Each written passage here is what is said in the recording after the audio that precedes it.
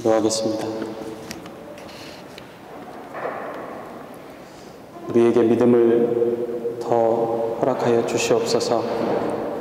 진실하게 하시고 온전하게 하시옵소서. 시간에 주의 말씀을 인하여서 우리의 심령이, 우리의 골수가 쪼개지는 역사가 있어지도록 허락하여 주시옵소서. 예수님의 이름으로 기도드리옵나이다. 아멘. 창세기 이후에 출입하던 아브라함의 자손들의 행위 중에 가장 두드러지고 가장 많이 했던 행위가 있다면 다름 아니라 기념하는 행위입니다. 아브라함이 하나님과 관계를 맺었던 곳에서는 어김없이 단을 쌓고 예배를 드렸습니다. 그의 아들 이삭과 야곱도 그의 아버지처럼 그렇게 했습니다. 약속의 상수리 나무는 하나님의 살아계심과 역사하심의 가장 중요한 증거가 되기도 했습니다. 이스라엘 백성들이 출애굽할 당시에 그들의 모든 진행에 앞서서 하나님의 약속의 증거인 언약궤가 진행을 했습니다. 이 언약궤 안에는 십계명이 새겨진 판과 대제사장 아론의 쌍난 지팡이, 그리고 만나를 담은 황금 항아리가 들어있었습니다. 언약궤 안에 각각의 물건들은 하나님께서 이스라엘에게 어떤 존재인지를 보다 명확하게 드러내는 그런 물건들이었습니다. 언약궤를 앞세워 요단강 건너 길갈의 요단강 바닥에서 각 지파별로 한 사람씩 나와서 들고 나가며 세워두었던 12개의 돌단은 약속의 성취가 이스라엘에게 있음을 증거합니다. 여호수아 4장 4절부터 7절은 이렇게 증언합니다. 여호수아가 이스라엘 자손 중에서 각 지파에 한 사람씩 준비한 그 12사람을 불러 그들에게 이르되 요단 가운데로 들어가 너희 하나님 여호와의 궤 앞으로 가서 이스라엘 자손들의 지파 수대로 각기 돌 한 개씩 가져다가 어깨에 매라. 이것이 너희의 표징이 되리라. 후일에 너희의 자손들이 물어 이르되 이 돌들은 무슨 뜻이냐 하거든 그들에게 이르기를 요단물이 여호와의 언약궤 앞에서 끊어졌나니 곧 언약궤가 요단을 건널 때에 요단물이 끊어졌으므로 이 돌들이 이스라엘 자손에게 영원히 기념이 되리라 하라 아니라 그랬습니다. 하지만 이들은 여호수아가 죽고 난 이후에 30년이 못 돼서 사사기 21장 25절의 말씀대로 그때 이스라엘 왕이 없으므로 각기 자기의 소견에 오른 대로 행하였더라 라고 말씀하고 있습니다. 이 말씀처럼 그들은 자기 마음대로 자기의 뜻대로 살았습니다. 그들에게 혹독한 시련이 오고 거룩한 성 예루살렘 성이 2번이나 파괴되고 나서야 비로소 철저히 지키기 시작했고 철저히 교육시키기 시작했습니다. 오늘날의 유대인의 교육의 전통은 뼈아픈 고통의 산물이라고도 할 수가 있겠습니다. 지난 3일 나치 수용소 해방과 2차 세계대전 종전 70주년을 기념하는 행사에서 앙겔라 메르켈 총리는 나치 독일로 인해 많은 사람들이 고통을 받았다며 사과의 뜻을 표했습니다. 메르켈 총리는 후손들이 똑같은 비극을 겪지 않도록 하기 위해서 과거사를 직시해야 된다라고도 말했습니다. 2차 세계대전의 종전을 기념하는 각국의 행사들이 지난 8일을 전후로 각국에서 열렸습니다. 각 나라마다 이념과 신념이 다를 수는 있습니다. 그러나 전쟁만큼은 다시는 일어나서는 안 된다는 생각에 다들 동의하고 있습니다.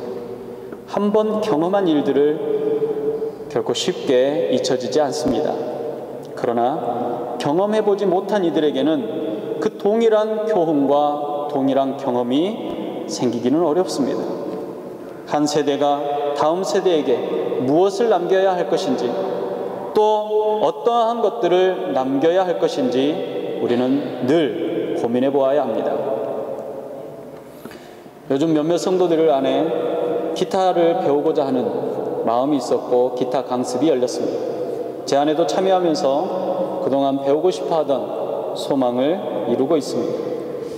기타를 구입해서 집에 가지고 온 날 아내도 아이들도 한껏 들떴습니다. 큰아이도 작은아이도 엄마에게 물어 기타를 쳐대기 시작했습니다. 작고 연약한 손, 부드러운 손이 통기타 줄에 아플만도 한데 지치지 않고 계속해서 치는 모습을 보았습니다. 하루 이틀 하다 말겠지 했지만 학교에서 돌아오면 제일 먼저 하는 말이 엄마, 기타 쳐도 돼요? 라는 말입니다. 한국 같으면 어린이날이라고 선물도 해줄 법한데 무심하게 넘어갈 수가 없어서 아이들의 몸에 맞는 조그마한 기타를 구매했습니다. 부모의 마음을 조금 알게 되었습니다. 부모가 되고 나면 부모의 마음을 안다고 하는 것 같습니다. 얼마 지나지 않아 저 기타로 아이들이 멋지게 캐논 변주곡을 연주하기를 소망합니다. 가까운 날 올까요? 자녀들이 살아가며 필요를 느끼는 것이 얼마나 많겠습니까? 그 필요를 다 채워주지 못해 안타까워하고 속상해하는 것은 당연합니다. 없는 재능도 만들어주고 싶은 것이 바로 부모의 마음입니다. 한국에서는 기러기 아빠라고 불리는 이들이 있습니다. 자녀들을 외국에 유학을 보내며 그 뒷바라지를 하기 위해서 한국에 홀로 남아서 돈을 벌며 생활비를 보내는 이들을 일컬어 기러기 아빠라고 합니다. 외국에 있는 가족들이 어렵지 않도록 모든 어려움과 불편을 감수하고 홀로 남겨진 외로움과 그리움으로 인해서 몸과 마음이 쇠약해집니다. 우울증에 걸리는 사람도 있습니다. 또 이로 인해서 발생되는 많은 문제들을 우리가 뉴스를 통해서 보게 됩니다. 도대체 무엇을 위해서 이렇게 하는 걸까요? 이들은 자녀들에게 무엇을 남기려고 이토록 수고하고 인내하는 것일까요? 이렇게 성장한 자녀들이 과연 그 부모가 해주고자 했던 것들을 다 받아 누리며 부모의 소망처럼 아름다운 인생을 살 수 있을까요? 또는 그들의 부모를 그들은 어떻게 생각하고 대할까요? 성경에 이런 이야기가 있습니다. 두 아들을 둔 한 어머니가 예수님께 나와서 구합니다. 우리 두 아들을 주님의 우편과 좌편에 앉게 해주십시오. 영광의 자리를 구한 것입니다. 높이 출세하기를 구한 것입니다. 예수님께서 그 어머니에게 말씀하셨습니다. 너희가 구하는 것을 너희는 알지 못하는구나. 그들은 자신들이 구하는 것이 무엇인지, 하나님께서 이들을 통해서 이루고자 하시는 뜻이 무엇인지를 모르는 채 그저 자신의 자녀가 살아갈 세상의 가치와 세상의 목표와 목적들, 육신의 소원을 원했던 것입니다. 주님께서 또 말씀하셨습니다. 내가 마시는 잔을 너희도 마실 수 있겠느냐? 이 말씀에서 잔이라는 것이 무엇입니까? 주님의 십자가입니다. 고난의 십자가요, 희생의 십자가요, 말로 할 수 없는 고통의 십자가입니다. 그들은 세상의 가치와 목표만을 생각하고 영원한 삶을 원했지만, 영화로운 삶을 원했지만 주님은 이들에게 고난의 길을 소개하고 계시는 것입니다. 주님께서 또 말씀하셨습니다. 내 좌우편에 앉는 것은 내가 주는 것이 아니라 내 아버지께서 누구를 위하여 예비하셨든지 그가 얻을 것이라 그랬습니다. 하나님의 예비하신 섭리, 허락하신 은혜가 각각 있다라는 말씀입니다.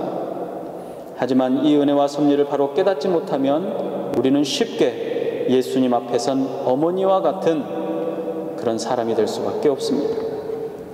우리의 사랑하는 자녀들을 위해서 하나님께 무엇을 구해야 할지, 이 땅에서 무엇을 남겨야 할지 다시 한번 생각해 보아야 합니다. 사는 동안 도저히 잊혀지지 않는 사랑하는 자녀의 삶을 풍성하게 해줄 수 있는 과연 그 무엇이 우리에게 있다면 반드시 자녀들에게 또 다음 세대에게 남겨야 합니다. 이러한 유산이라면 위대한 유산이라고 불릴 수 있을 것입니다. 오늘 본문의 말씀은 한 아버지의 아들이 자신의 아들에게 쓰는 글입니다. 위대한 한 아버지의 자랑스러운 아들이었던 저자가 그가 아끼고 사랑하는 아들에게 인생의 가장 중요한 유산을 남기고 있습니다. 우리에게 이 가장 위대한 유산을 어떻게 물려주는지 말씀을 통해서 상고해 볼 필요가 있을 것 같습니다. 먼저 그는 부모 자신의 신앙을 유산으로 준비한 것 같습니다.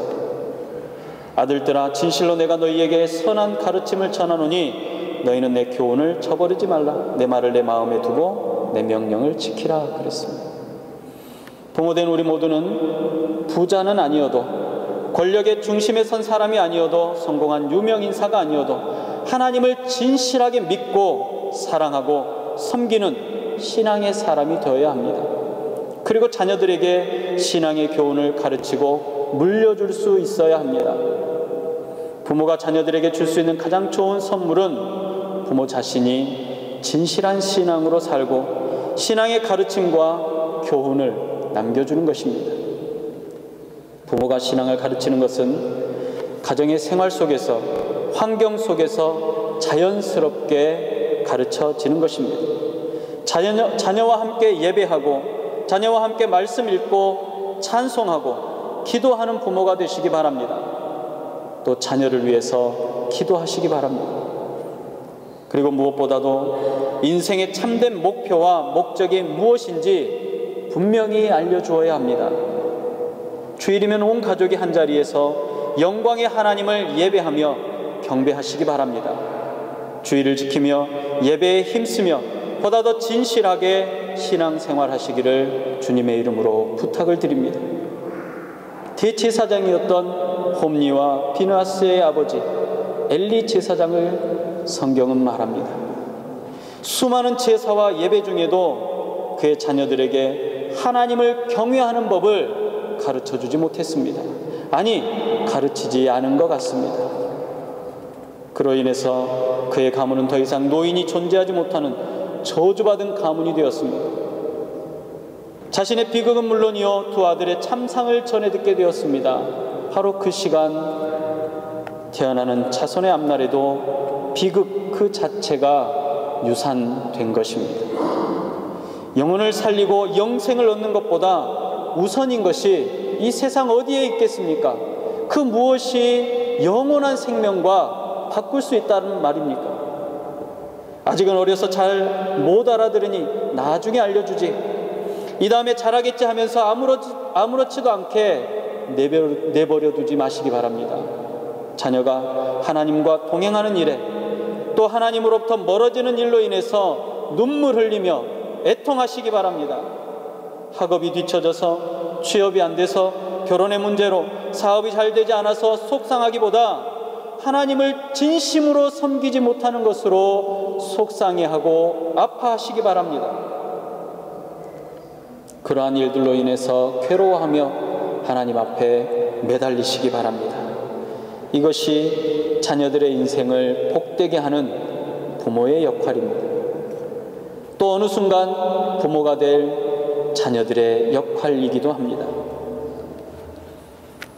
제가 가르치던 아이 중에 아주 뛰어난 아이가 있었습니다.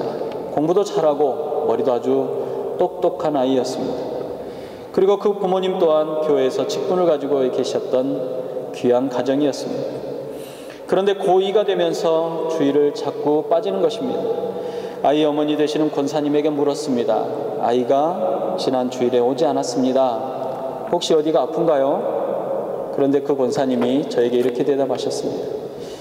제 아이가 서울대를 가야 해서 앞으로 교회에 나오기 힘들 겁니다.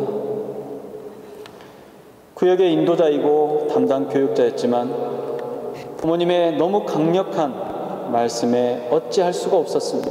몇 번을 말씀을 드렸지만 소용이 없었습니다.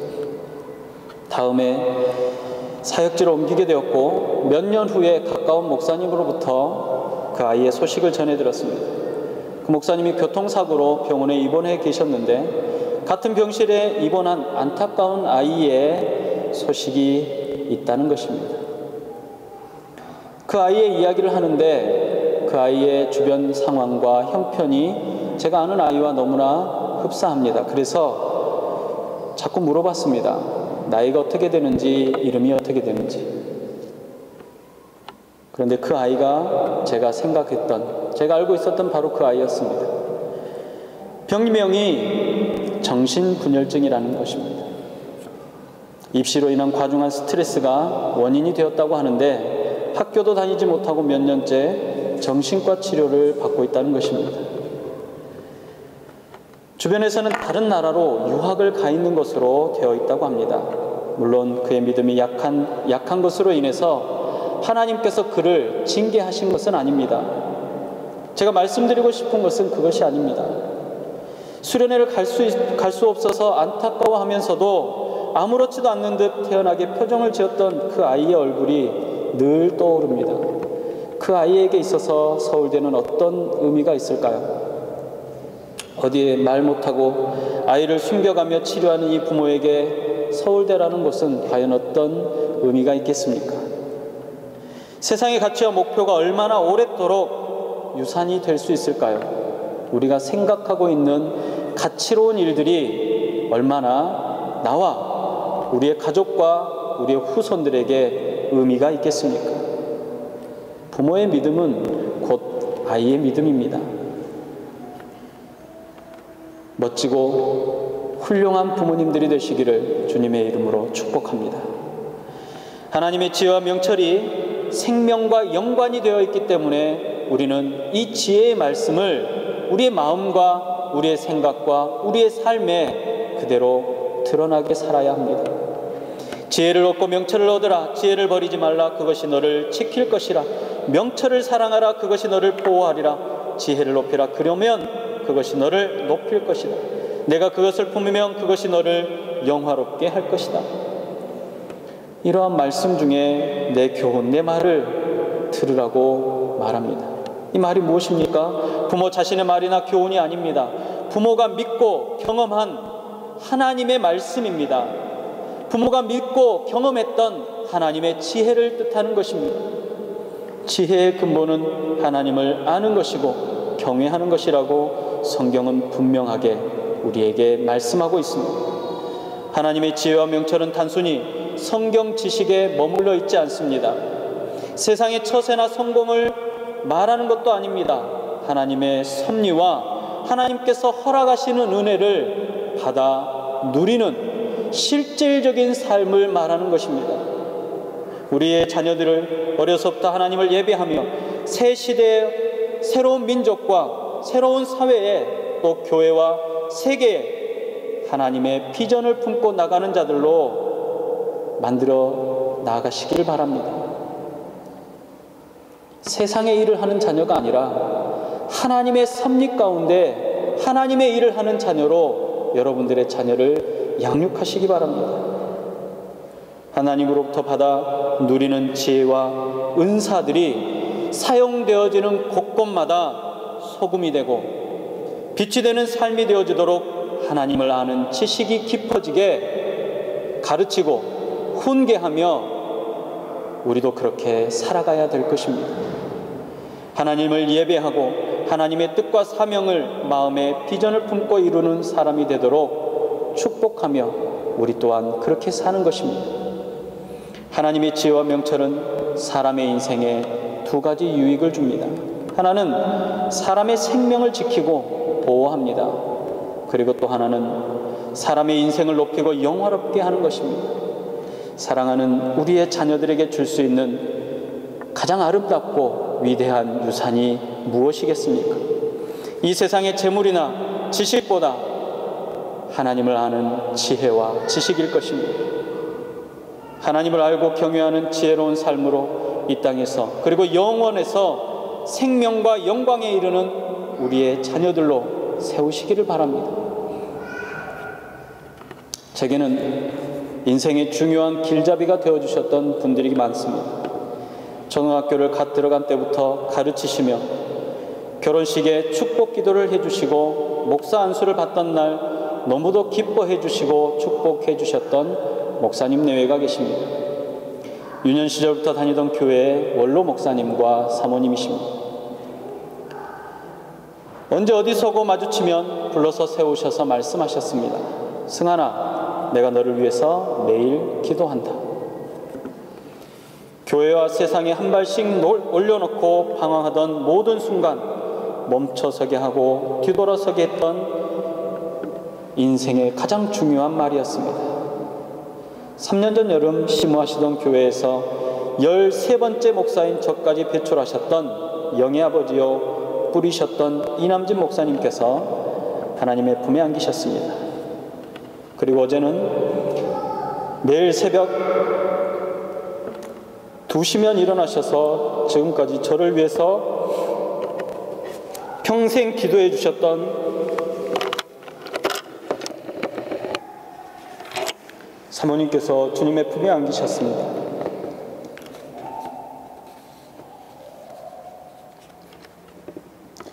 두 분의 믿음의 유산을 물려받은 12명의 목사님들이 사모님의 임종을 지켰습니다. 믿음의 유산은 결코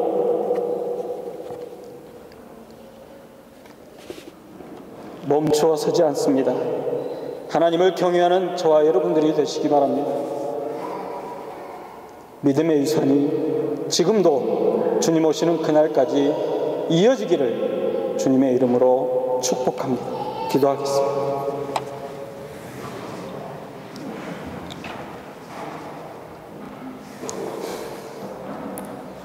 그 아비가 자녀에게 남긴 믿음의 유산을 또 그 자녀에게 남깁니다. 믿음의 선배가 그의 믿음의 유산을 그의 후배에게 남깁니다.